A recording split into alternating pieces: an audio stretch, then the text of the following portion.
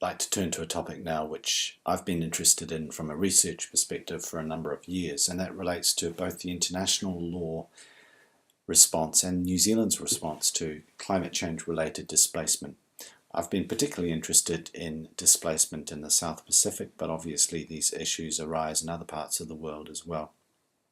New Zealand has been right at the forefront of international attention on responses to climate change displacement in recent years, in part because of a number of high-profile cases which have come before the New Zealand courts, where some of the fundamental issues regarding the refugee status or other international law status for people displaced as a result of climate change have been analysed in some detail, and I'll talk about some of those cases in a minute.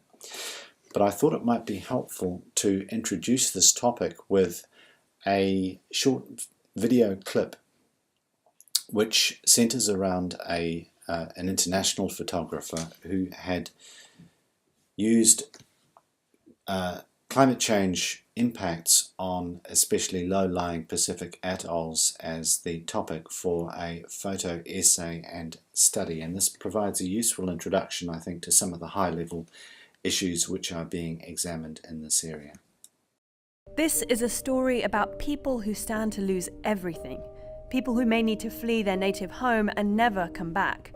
These people are refugees, but they're not running from war or an oppressive government. They're seeking asylum from climate change. My project is called Warm Waters, and it's about people living in the front line of the climate change. That's Vlad Sokin. His project aims to document the effects of climate change on nations bordering the Pacific Ocean. So far, Vlad has focused on some of the most affected, the island nations of Oceania. I have seen villages completely destroyed by strong winds and huge storm surges. People have lost their lives and communities have been displaced from places where their families have lived for generations. Tuvalu, the fourth smallest nation on Earth, is struggling to cope with the consequences of climate change. Located about halfway between Australia and Hawaii, Tuvalu's 9 low-lying islands cover just 26 square kilometers with a population of just under 11,000. Here, rising sea levels and increasingly violent storms have already decimated the Tuvaluans' way of life. Due to the limited space, people use the airport runway to exercise, play games, and even sleep when it's too hot to stay in the house. Rising sea levels are shrinking this already tiny atoll, and during king tides, even the runway is subject to flooding. It is predicted by the climate change scientists that this country might become uninhabitable in the future. Land loss isn't the only problem facing oceanic nations like Tuvalu. The rising sea levels are cutting off access to surface water. Right now, around 3 million people in the region are affected. And the overall situation is so dire that around a fifth of Tuvalu's population has already left to seek refuge on larger islands. These people may be the world's first climate change refugees, but Vlad predicts there will be many more. From Pacific all the way to northern Alaska, many communities have already moved to new locations and others are preparing to relocate. Relocating may be the only option for climate change refugees, but some have already found that adjusting to life in their adopted home could prove to be difficult.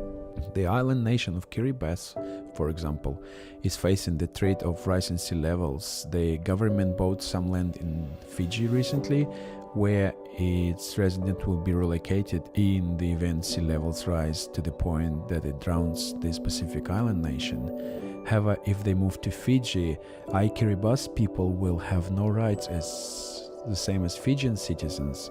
They won't be able to vote, they will always be seen as immigrants, and they are at high risk of losing their national identity.